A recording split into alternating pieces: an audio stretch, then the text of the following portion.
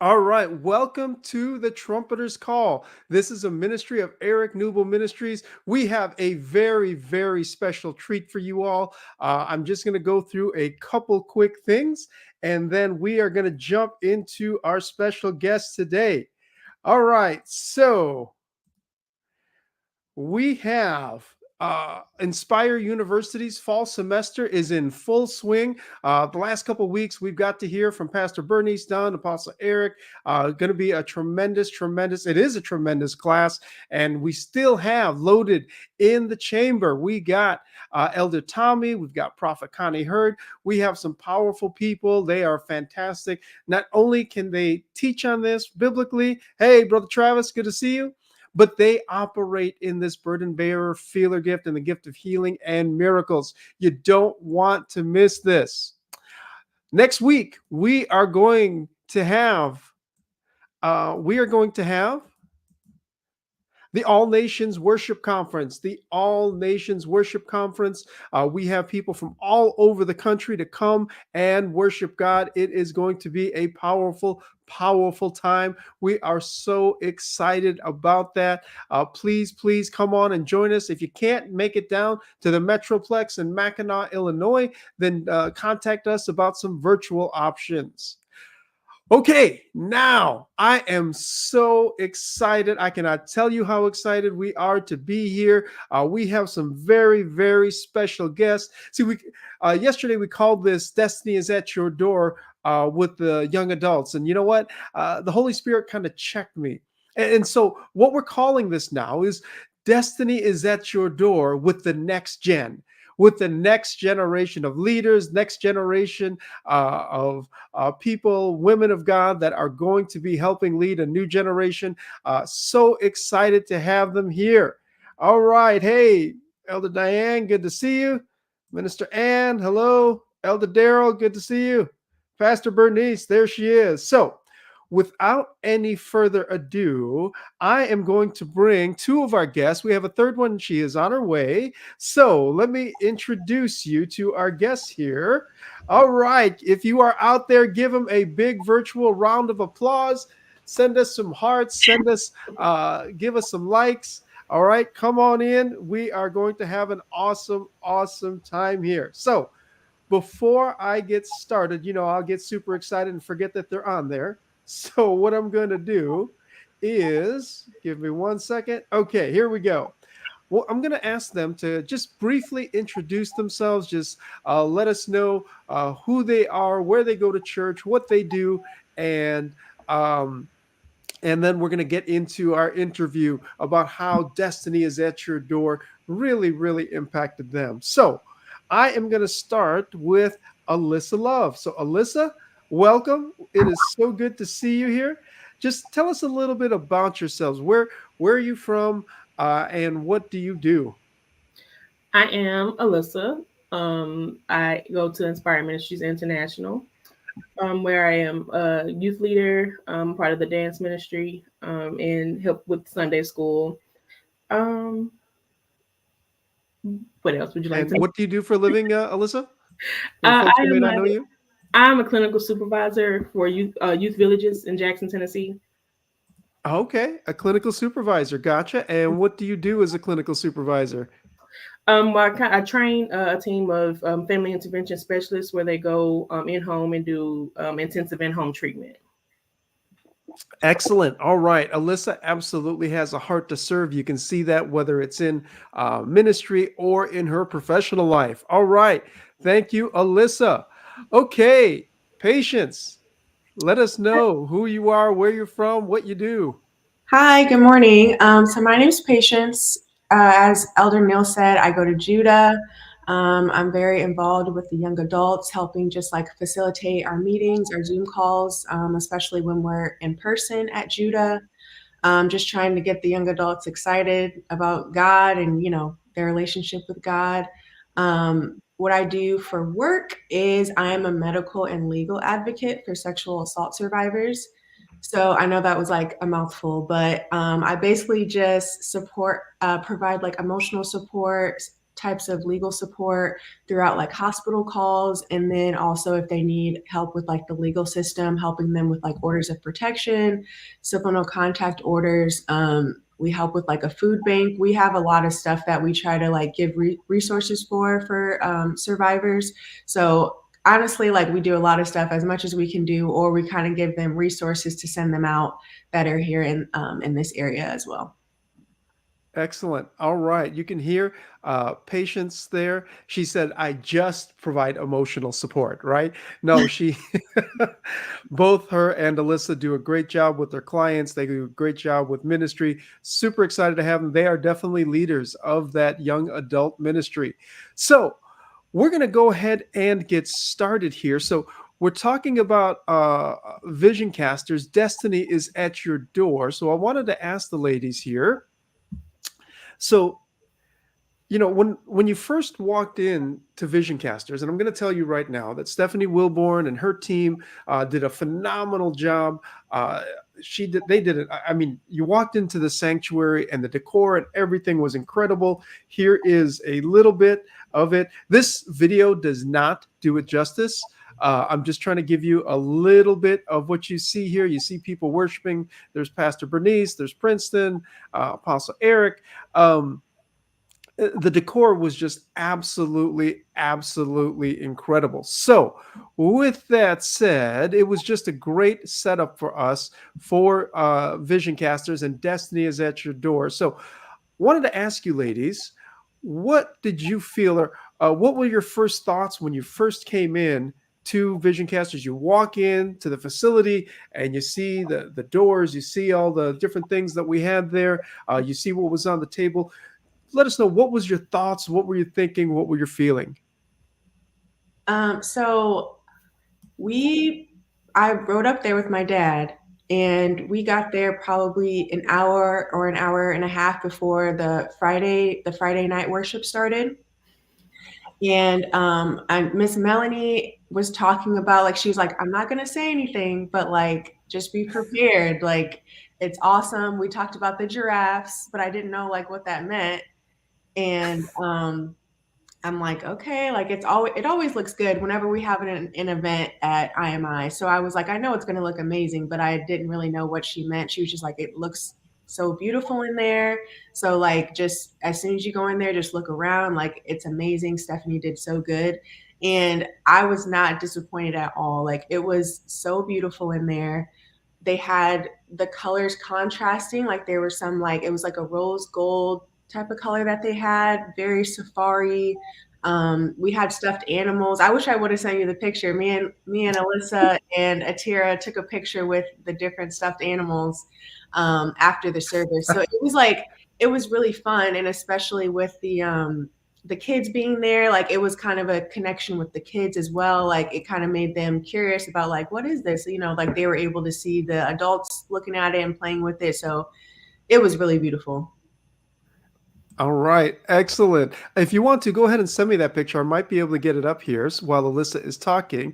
Alyssa, how about you? What did you feel? I know you were very, very actively involved in the service. So let us know, how were you feeling? How did you feel once, when you first saw it? And how did you feel while you were worshiping? Mm-hmm. Well, when I first walked in, the first thing I saw was the pink flamingo floaty.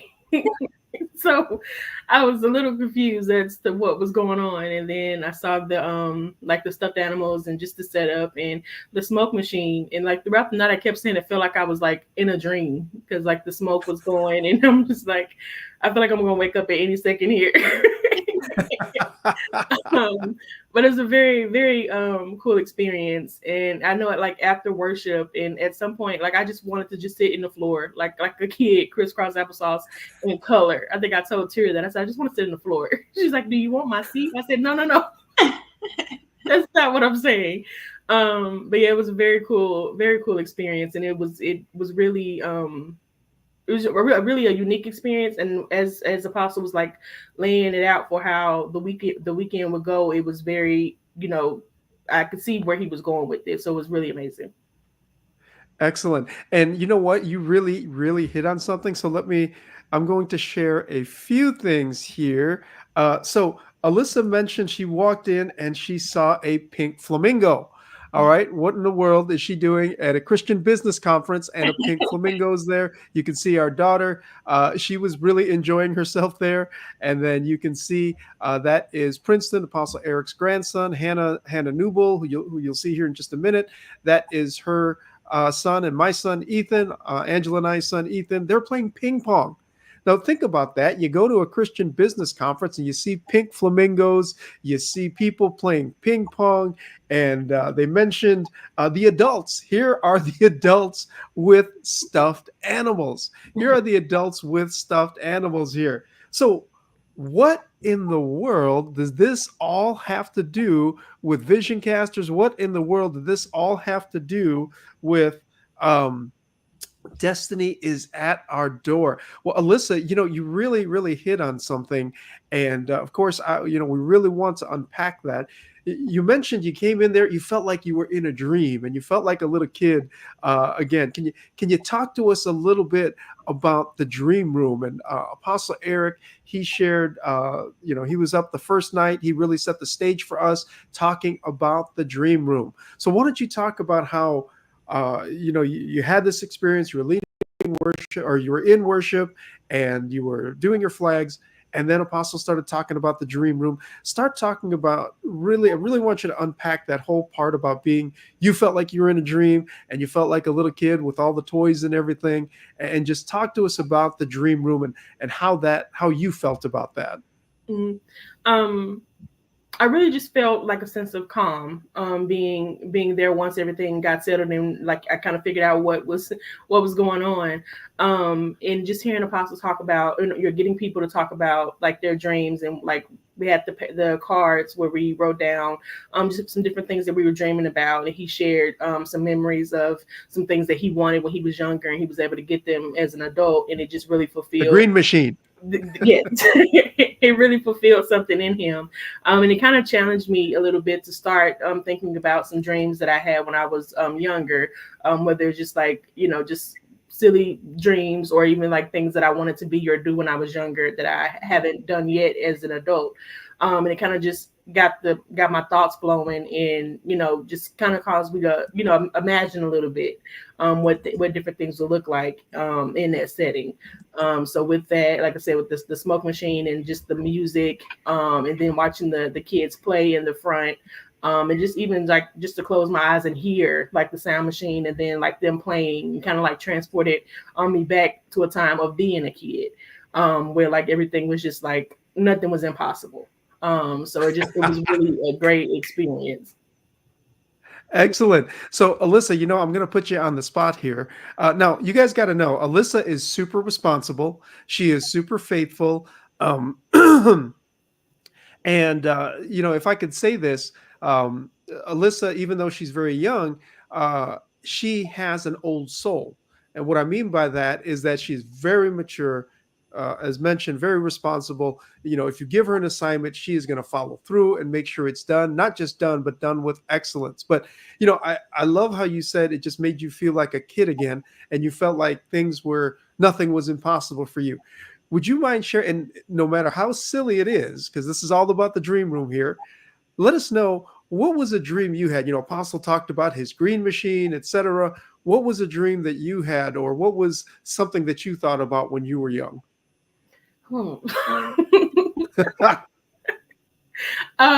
Okay, so when I was younger, I did like to watch like all like reality TV as far as like fashion designers. So like Morley Simmons, and then like I love That's So Raven. So I wanted, like I think I said it that night. But I wanted to be Raven Baxter. So I was like, well, I could be Raven Baxter and I can design these clothes. And that's something that I wanted to do when I was younger, is just design clothes and just, put together different pieces and be famous and all those things. So I really want that anymore. But when I was younger, you really couldn't tell me that I couldn't, couldn't be Raven Baxter. So.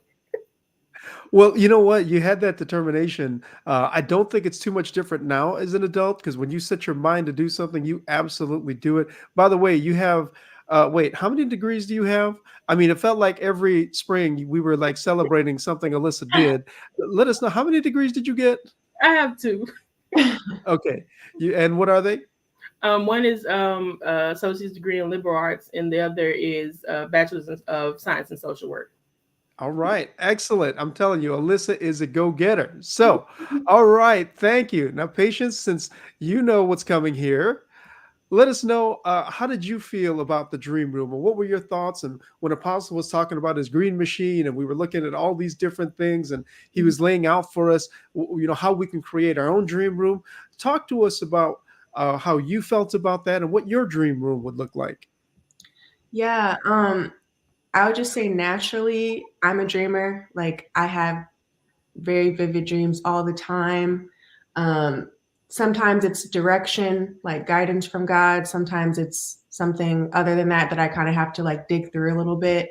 So like for me, as someone that dreams a lot, I feel like the room was so beautiful, like Hannah, visually. come on in. And like that like throne area and the like trees that they had were so beautiful to look at. Like it kind of just like since the visual was so beautiful, it kind of like took you somewhere.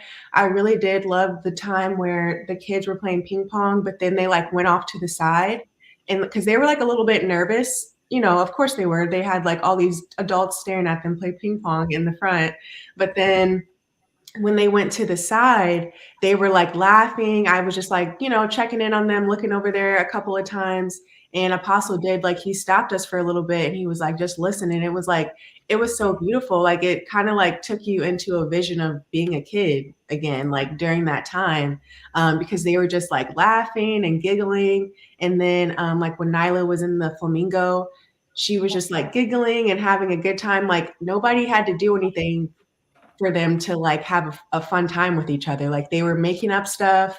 They were, they were just being kids. Like you don't have to like ask them to imagine. So I think that that was something that was, I guess, like reactivated in me when we were in that dream room was like, I don't have to, I guess, ask anybody about imagining something. Like I can just like let it flow and kind of unpack that with either God or like, people that I'm comfortable with sharing that with, or like the young adults group, and just like kind of go with it and then start my plan off from there. Cause I feel like, as adults, like we kind of go through stuff and then we're like, man, like, can I even dream? Like, I have like, I got to pay bills. I got to do this, this, and this. And I don't think that I have time to like do my dream, or I don't like, I feel like maybe my dream's so big, so I don't really know where to start. But it was very encouraging to just like see those kids. All they had was a little ping pong racket and then a ball, and they were having like the time of their life. Like they were adorable over there, just giggling and laughing. So that was something that really helped me over that weekend, was just like understanding that you don't, like you can dream and you can be out there and it's just going to be like what it is. Like you can go for it. Like it doesn't have to be something that is like so what's the word, like complicated. Like it can just be your dream, and you can execute that. Excellent. Excellent. All right. So I have a very special guest who literally just dropped in. Good morning. At 5:30 in the morning. Very, very excited to have her. This is Hannah Newble. This is Apostle Eric and Teacher Rebecca's daughter. You talk about a mover and a shaker. This woman, I don't know what she does during the day. I have to I have to get an Excel spreadsheet and keep track of all the different things this girl is doing. So Hannah, why don't you, we're talking about the dream room. We talked about how beautiful the decor was and everything. And then Apostle Eric started talking about how, what a dream room was. He told us a story about the green machine that you used to play on. When he gave us the chance to, right? So he talked about the green machine and things like that. Why don't you talk to us about, when you came in Friday night and you saw the decor and Apostle started talking about the dream room. Talk to us about how you felt about that and what your dream room looks like. I would love to. I'll just do a short introduction. As I was listening, I'm on the way on the drive here. So I am Hannah Newble. I I am a very multifaceted individual, so That I is do true. a lot of different things. Right now, I am a certified nursing assistant, so I'm a caregiver in nursing homes when I'm able to get there and be able to work. But I'm also an occupational therapy assistant student. So I'm working in an 8-week pediatric fieldwork rotation in schools around the Tazewell County area. I'm also a property owner. I'm looking to be an investment property owner at some point in my life as well. And just really excited about all the different dreams and I guess access and permission that we've granted ourselves and that God has granted us to kind of go after those things, like Patience and Lily have described and so many other people. But to kind of pivot to the experience of the dream room. So I was kind of in a very rough spot, even just getting ready to get on the road for that weekend. I'm thinking, well, I got to start field work on Monday. I've got this test to do before Sunday night. And, we had services all weekend. I've got, things like everybody has on their mind. Well, can I make it? I really want to swing it. I know I need to be there, but I just not sure if I can make it work with my, our life. Right. And so I was kind of struggling, and the enemy, maybe some people would say, I believe, was wrestling with me and telling me, you need to stay home. You got, and even my own, my beautiful son who was shown in a picture recently, is his birthday today. So I was thinking, no, you got stuff to do. You got to make sure you have everything in line as the mom, to have your son's party, be there for him. You need to take this weekend, make sure your house is clean. And so getting to a space, and after driving 7 hours there and kind of even debating that morning whether I was going to come while doing a cleaning job, still working, going throughout the motions of life that we all do. Getting there was literally like a dream come true. Like, wow, I can't believe if I would have missed this, my soul wouldn't have felt the same as it does right now. And kind of to also talk about what Patience and Lily were touching on, just that childlike faith and that childlike access to dream, to have permission to live, to be happy, not to ask anybody for it. A lot of times that's something we struggle with kids. They're not asking permission. Okay. They're completing actions. They're doing things, but they're not asking permission first. They don't feel they need that permission. And so that is something that kind of establishes in young adults and adults over time. And it took me a decent amount of time, a long time, I would say, to even establish that, where it's like, I need to ask permission for this. I got to run this by my mom, my mentors, whether it sounds good. I asked my mom whether I should turn my heat on this winter yet or not in Illinois. She says, I've had my heat on for 3 days. Well, my mom taught me to be kind of conservative in running the heat and the air conditioning. So I think I'm doing a good job. It's only October. But sometimes we kind of have to change those views we have of situations, of ourselves, and kind of broaden them. And on that same note, broaden and build, the Barbara Fredrickson theory that Kuya, Elder Niel Magsombol brought up, and has really charged me to seriously try to broaden my thoughts to different possibilities, opportunities, different. Thanks. I'm happy I jumped in too. I don't think I would have been able to make it to live on my laptop. My tech savviness is not near these beautiful studio lights, but just being able to, I lost my train of thought. That's okay. You're good. Being able to broaden and kind of open up our thoughts to include multiple different possibilities, not necessarily the idea we have of ourselves, of maybe the failures we completed yesterday or the small successes that we're not able to recognize, which are still very valid. But we kind of brand ourselves and identify ourselves with these ideas. And I was really charged and encouraged to kind of broaden those ideas, push out, push farther, grab from over here. Maybe I'm not that today, but that's something I'm going to work to become. I'm going to work all day. I'm going to be what I dream. So I appreciate the opportunity to be here and look forward to continuing sharing. Woo-wee! I want to run around my house right now, but I got a bunch of kids asleep. So I'm not going to do that, but that was phenomenal, Hannah. So much in there to unpack. So I'm going to ask a question. Since you're right here, I'm going to ask a question that I want everyone else to jump on. One of the themes that we talked about was when we have our dream is to not hesitate. You talked about kids not asking permission, and our kids, they definitely don't ask permission. They go and do stuff, and we got to slow them down a little bit. But at any rate, and I want all three of you to answer this. What causes you to hesitate? What causes you to hesitate? What I loved was you talked about all these. You had, if you did just a risk reward analysis, you say, okay, I have all these things going on. You see, she's in school. She's running her own business. She has, and not to mention, she's a phenomenal singer. If it wasn't early in the morning, I'd have her sing right now. But she's a phenomenal singer. She has all these different things.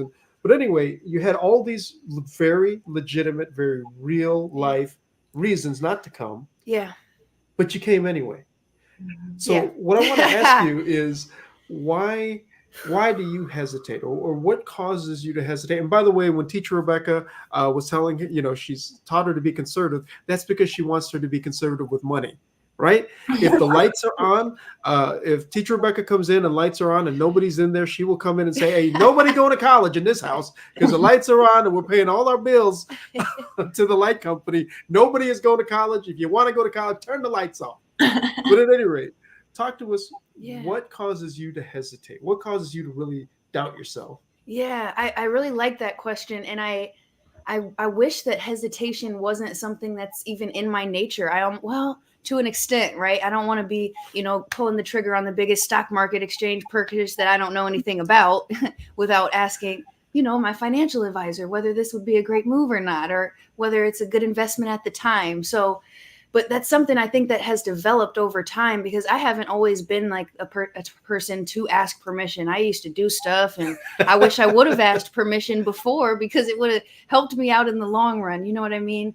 But I think that hesitation kind of has like grown from a place of, I guess, almost wondering if we have what it takes to, or we have the resources within ourselves, or even obviously all our resources come from God, and other people around us who he's blessed us, to be placed with. But it's kind of it's wondering, do I have everything? If I go to the conference and really believe in my dreams, am I going to be able to have the gift that I want to give to my son on Monday? Will I be able to pay my mortgage that's coming due in however many days? Will I be able to get to school on Monday and still be the student that they're expecting me to be, as well as the dreamer that was gone all weekend dreaming? So I think it kind of comes from a place of just confusion and just not sure, or uncertainty, I guess is a better word, of whether we're going to be able to achieve and strive and become that person or that dream that we envision. So, I'm going to steal that and make that into a PowerPoint. Let's make that into a message here. So, Patience, talk to us when you have something in your heart, or talk to us about why you feel maybe sometimes you may hesitate, or what causes hesitation in you. I feel like it kind of depends on what I'm trying to do. So I'll just give an example. Like right now, this past spring, I started my master's program for social work. And I had I like never thought I would go back to school. Like I was always the person that was like, do not even ask me. Like, no, I hate school. Like I'm not an education person. Like I do not want to do this. But like I said, my job, my social work job that I do, this is the first position that I've had for social work. So it really just like kind of brought up that fire. I kind of, maybe last year or the year before, I was like, maybe I do want to go back to school, but I was going to do business. And then I didn't really feel comfortable with that, so I let it go. But then it came back of this job that I have now, and I really love social work. It's such a vague, area that you can do. You don't just have to do one thing. You can do so many things in social work. So I was like, maybe that's like the best, decision for me. So yeah, I started that program, and then some other things happened to where I wasn't able to apply for this fall semester. So now I'm thinking, okay, like, do I just need to let it go? Like, I know I do want to do this. And it was like super frustrating for me to not be able to start this fall. But I'm like, this is something that I feel like God has put in my heart. Like, I know it's God because, like I said, I was always that person that was like, I'm never going back to school. Like I hated high school. I barely made it through college. It was only because of volleyball. I needed to have a certain GPA. I was like, this is my GPA, so I can start, and that's all I need to do. Like I was not worried about it at all. So I know it's God to even give me the drive to want to go back to school at all. So I was like, how am I going to do this? But I think sometimes like we can let either like society or maybe it's like the enemy like getting in our mind of like, okay, just let it go. Like, you know, these people know that you're supposed to be in school. And I've even been having to like, not that it's even a bad thing, but just be like, oh, aren't you in school this semester? And I'm like, no, I'm actually not, you know, like not this semester, you know? So like that can be something that's like, when you have to keep repeating it, even though you were already like frustrated about it, you're like, man, like maybe I should just leave it alone and not even do it. But like I said, like that dream room experience is like, who cares about what everybody else, like nobody else has even discouraged me. Nobody, I will say that, like nobody has discouraged me. Everybody has been encouraging me. But I'm saying like within myself, in my mind about like how I'm thinking about it. Especially when you're trying to get into a specific program, like it only starts in the fall. So like now it's like you feel, like I said, I feel like I'm like wasting a year, but it's like, no, there's so many other things that I could be doing within that time. Like you're not wasting your time. It's still going to be something that you love to do. You're still going to be excited to start it in fall 2025. So I would just say it's like thoughts in my mind of maybe like, it's not the right timing, or you're like kind of overthinking certain things and certain, you know, decisions that are like, no, if you just make that decision, like that first initial decision that you have to go do something, like just stick with that and run with it. So that's something that for me, it's like my thoughts I can overthink a lot. Patience, I think you gave us some great practical real life wisdom for when we say destiny is at our door. This is the year of open doors. And then all of a sudden it seems like the door is shut. Mm-hmm. Right. Mm-hmm. And so I think you gave us some excellent wisdom. And you're right. The battle is always in the mind. You know, I believe one of the reasons we do hesitate is because all these things fight us about, oh, I should I.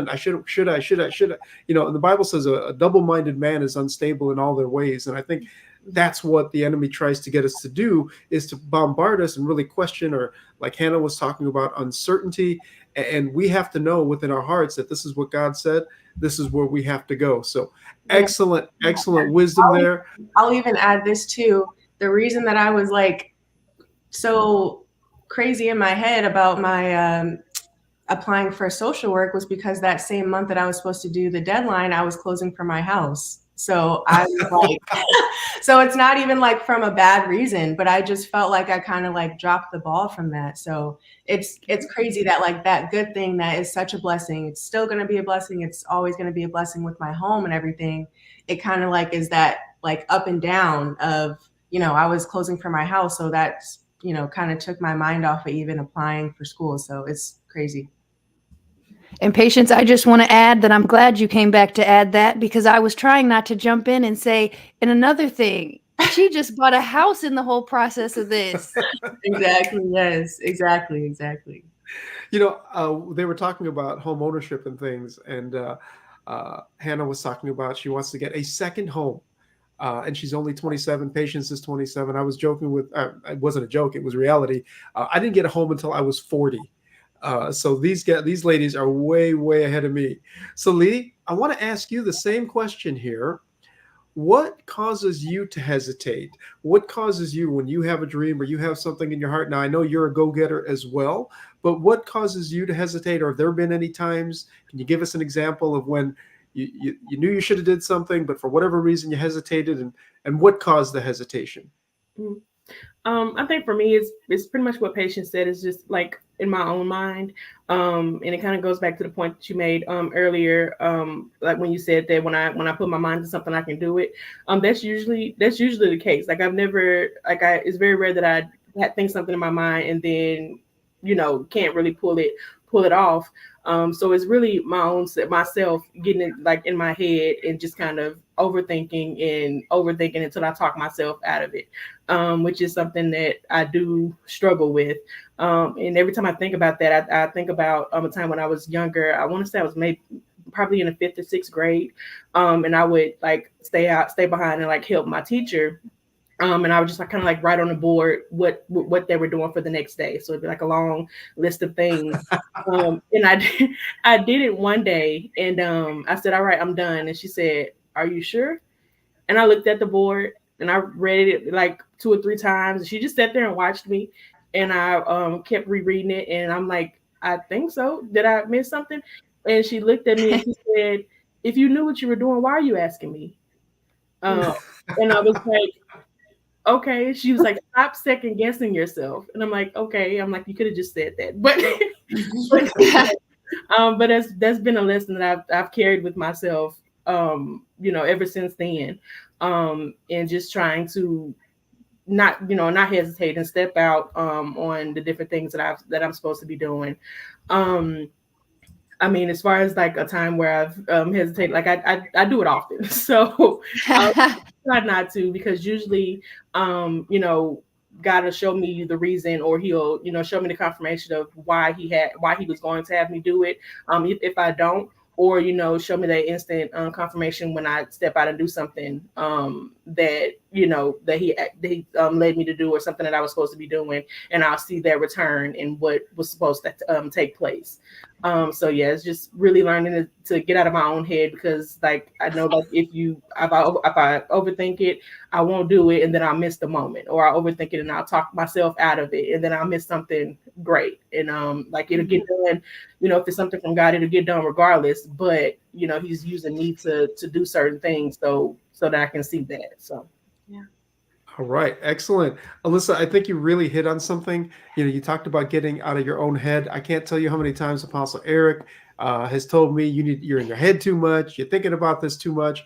And it's one thing to think and meditate about something, but it's a whole nother thing to be ruminating, to be questioning. See, there's a fine line. I talked about asking questions. You want to ask questions to really search deep within yourself, but you don't ever want to question God. Or you don't want to, there's a difference between asking questions and questioning, right? I can ask a question and say, why am I doing this? And really seek what my heart is about. Or I could really question, like, why should I be doing this? I was just in Washington, D.C. In a meeting with some of the top people in my field. And sometimes some of the things that they were talking about was above even my head. We had people who were fantastic engineers. I was telling Hannah, one of the gentlemen worked at NASA and worked at the Pentagon and things like that. And I'm like, what am I doing here? Why am I here? But that's questioning. And what we want to do is ask questions, but we don't want to question, or as Alyssa said, get in our head or get in our own way, where that really causes us to hesitate towards our dream. So what I want to do now, we got a few minutes left. I want to just kind of recap. We had some tremendous speakers. There's our visionary, Apostle Eric. Teacher Rebecca was doing a whole lot in the background, even though she didn't speak this time.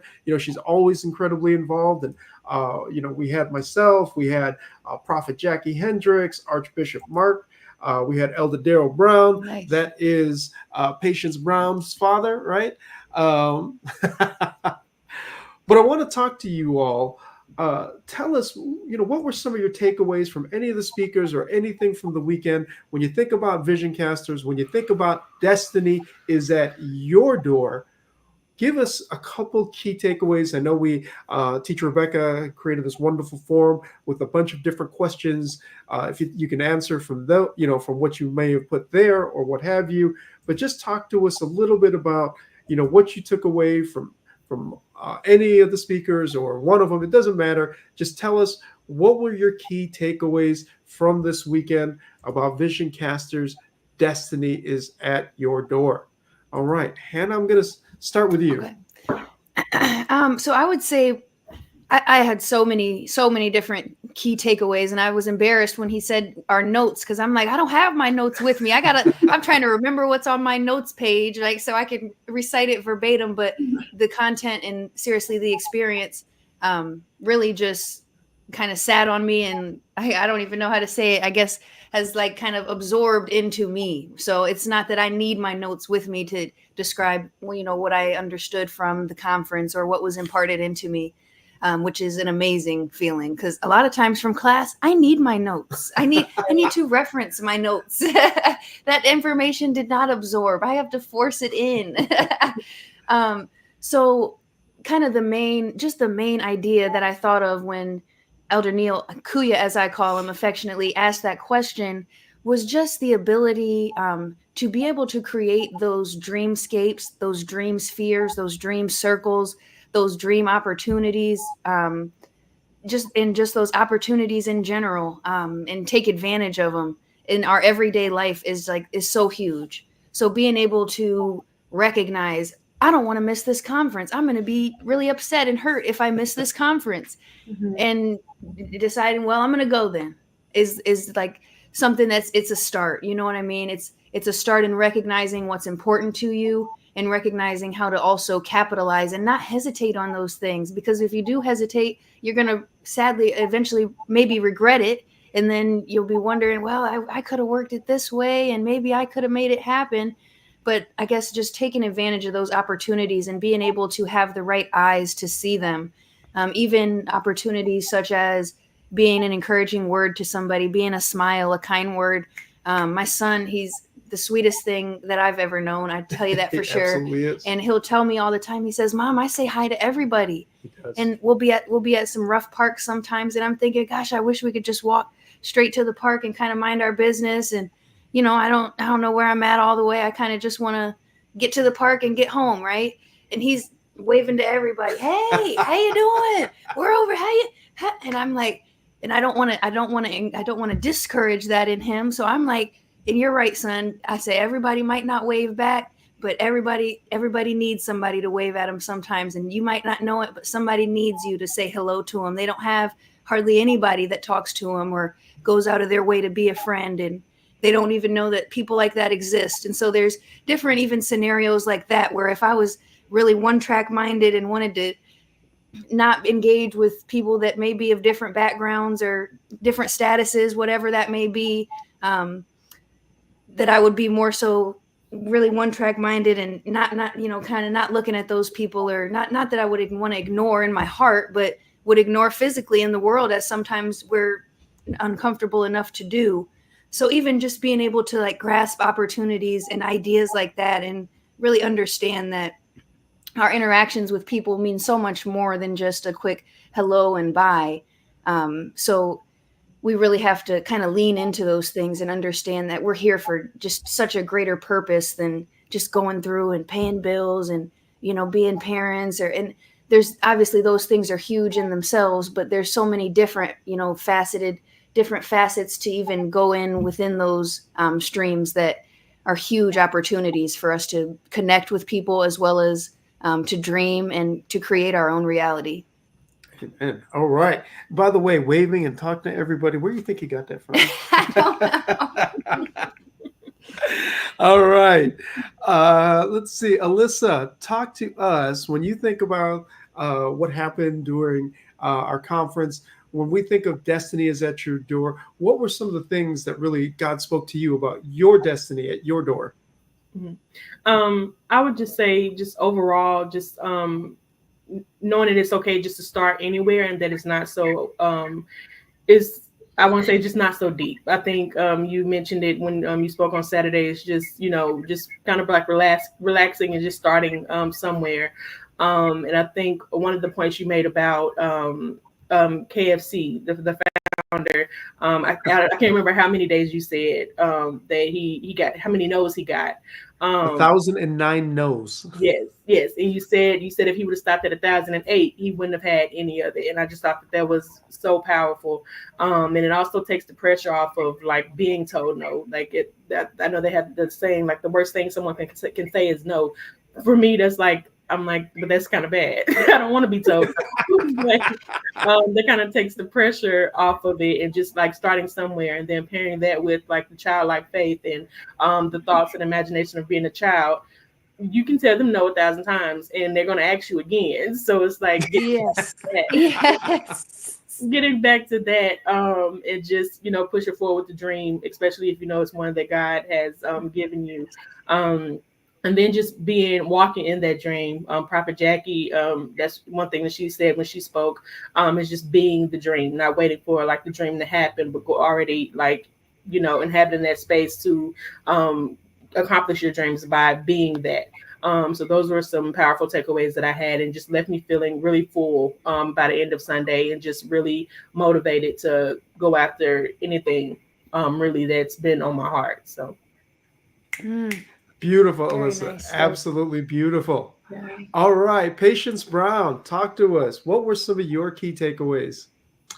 That don't hesitate was like really kind of like echoing throughout that whole weekend. I know Apostle says that anyway, but just from this past weekend of him saying that on Friday, it was just like, it's just been echoing for me, honestly. Like even now, it's just continued to echo.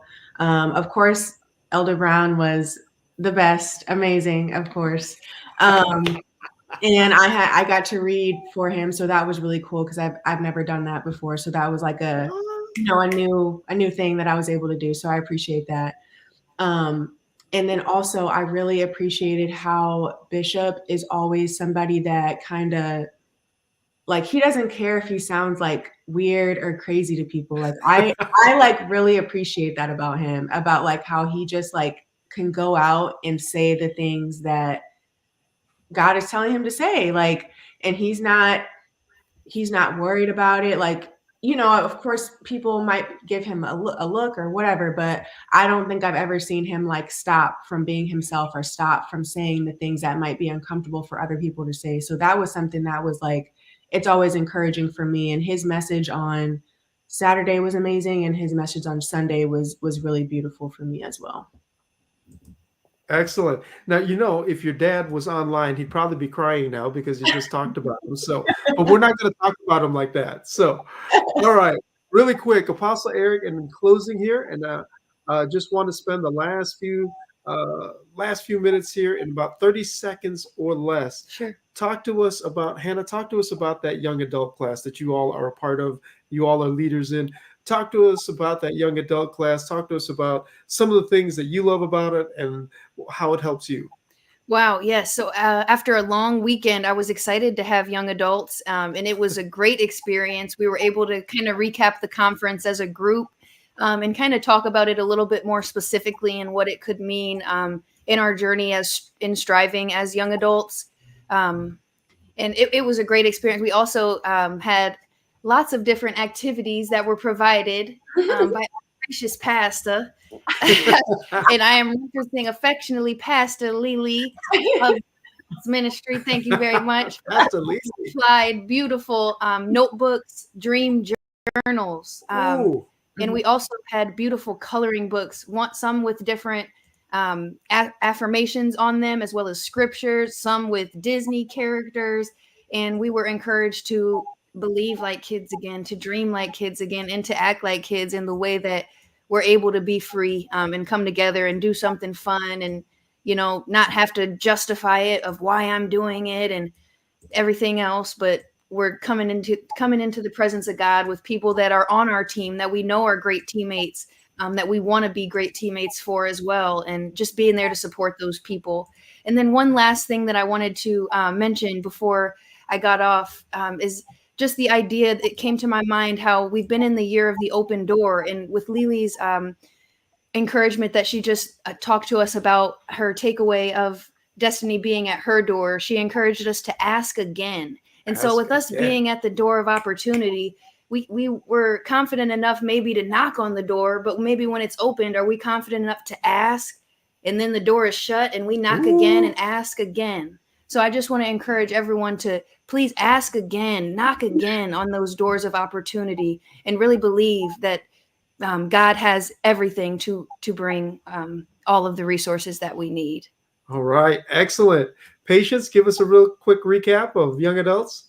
Yeah. So like Hannah was saying, young adults was really good on Sunday. I always appreciate being able to be in person and like have most of us, I know we didn't have everybody, but have a lot more of us together. It was beautiful. We just kind of recapped, and it was awesome that I feel like even though we're so far away, like we're always in alignment kind of with each other. So I had said a big thing for me was like sitting at the altar, and God has been helping me with just like being okay with sitting in his presence. Like I don't have to be like praying or worshiping all the time, that it's okay to just sit. And I think it was like 3 or 4 of us that also said that that was something that we also like, God's been ministering to us. Atira said that she was fasting and she was literally like, I'm just trying to sit with God and hear his voice. So it was really beautiful that like, even though we're not talking all the time, and we meet every other Sunday. So the second and the fourth Sunday of the month, most of the time it can be a little bit different, but it was beautiful that even though we're not talking all the time, that we are still like connected with each other and we're going through similar things, but we're also like God is speaking to us similarly, and that we're able to just like go together. Yeah. Mhm. Excellent. Excellent, Patience Brown. Now I am going to put the pastor up, Pastor Lily. Here you can see some of the activities that they did. You can see how much fun they had. You have been prophetically named Pastor Lily. So, Pastor, can you give us your takeaways from young adult class? Tell us a little bit about what prompted you here. So we talked about hesitation, but here's an example of Lily. I don't even know if anyone asked you, Lily, or if you just did this. So Alyssa, talk to us about what went through your mind, and how you didn't hesitate and caused everyone to have such a wonderful, wonderful activity Yes. here. So Saturday, during the day, morning sessions of Vision Caster, I was sitting there and I was just kind of like listening to what was going on, but I also kept like hearing childlike faith. And so then I looked up. I was looking for the scripture that referenced it, and I was just kind of sitting with it, and it just kind of like came to me, that because I know for me, I struggled a little bit over the weekend, just like writing down dreams on the paper and things like that, and it just kind of came to me. I feel like the most of the reason why it's hard for at least for me to dream now is because I've gotten so used to being an adult and doing all these things, that I've gotten away from having that childlike faith and believing as a child that like for children, if I think I said it, young adults, is like we believed a lot of things when we were younger that really didn't make sense, but that also boosted us in our dreams and just in our imagination, and I think having that would go well with the dreams that we have now and helping us achieve those. And so it was really just about getting back to the basics and like really just believing again, so that we can feel encouraged. So I went and got, I talked to Apostle about getting some coloring books and different things like that, so we can just kind of relax and get back to the basics of being kids again. And so I went and picked out the coloring books and things like that, and also got journals for everyone, so we can have a dream journal where we can just kind of put everything that's in our imagination in the book, and just without any logic, and just really focused on actually dreaming and then putting the plans behind that. Because I think you said it, Kuya, about just having the dream and then just worrying about the logistics later, but just really getting that dream out there so you can get started. So that was pretty much what that was about, and it was a really good experience. Yes, it was. Amazing experience. Excellent. There we go. So that is excellent. What I love about what Alyssa did, you talk about initiative. Yes. That's what I'm talking about. You talk about initiative. And then she wasn't just thinking of herself. It's one thing to hear the word, and she was doing it, right? She was doing it in obedience. You hear the word, we want to put some works with it, right? Mm-hmm. Faith without works is dead. But she didn't just stop there. And that would have been good, right? Yeah. Hearing the word of God and getting a journal and all those things for you would have been excellent. Yeah. But she took it to the next level. She thought about all her friends. She thought about her brothers and sisters and young adults. Come on, Lily. That was fantastic. Thank you, though. Seriously. Yes, it was an amazing experience. Yeah. Thank you so much. That is awesome. I love that forward thinking. Apostles always talking about people who are forward thinkers. So great job, ladies, all of you. Hannah, thank you so much for dropping in. Patience, Pastor Lily, thank you so much. You know that name is going to stick forever until Jesus comes back. But thank you all, ladies. I know it's very difficult to get up early in the morning, get on camera, and be able to share. But what you shared was just absolutely golden. I'm glad that we recorded this. Yes. Thank you all. I believe this is probably going to be happening more often. Yeah. And also, if you have a young adult, you want to join, we have virtual options. We do Zoom. Actually, Pastor Lily helps us with the Zoom. She helps us with a lot of the technology. Patience helps coordinate things when we're here at Judah. So if you have a young adult and you would like to be part of this next generation of fiery leaders, you just heard all the incredible things that they said, all the incredible things that they shared. If you have somebody, a young adult that wants to join, please contact us, message us. We would be more than happy to facilitate them, to help them grow. Also, if you would like to leave a seed, please do so to Eric Newble Ministries. As you sow into this ministry, you see we can do great things like young adults. We can take young adults on the road. Doesn't have to be at either one of the two locations. It could be at other locations. We want to do that. Apostle and Teacher Rebecca have very broad horizons, so they're always wanting to expand. We're more than happy to do that. Please be willing. If you want to donate, you can see the information there. And last but not least, Brian, are you able to blow the trumpet for us? Brian, you got a trumpet up there?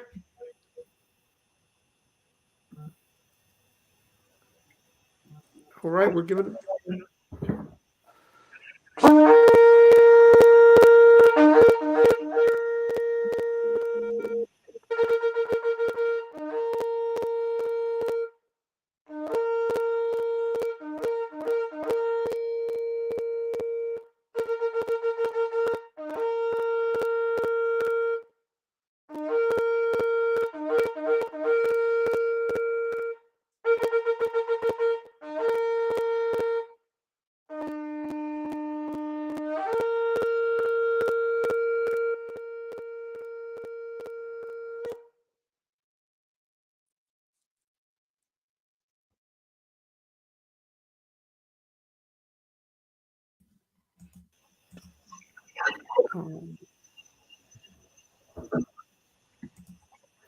Let's see here. Oh, did Patience leave?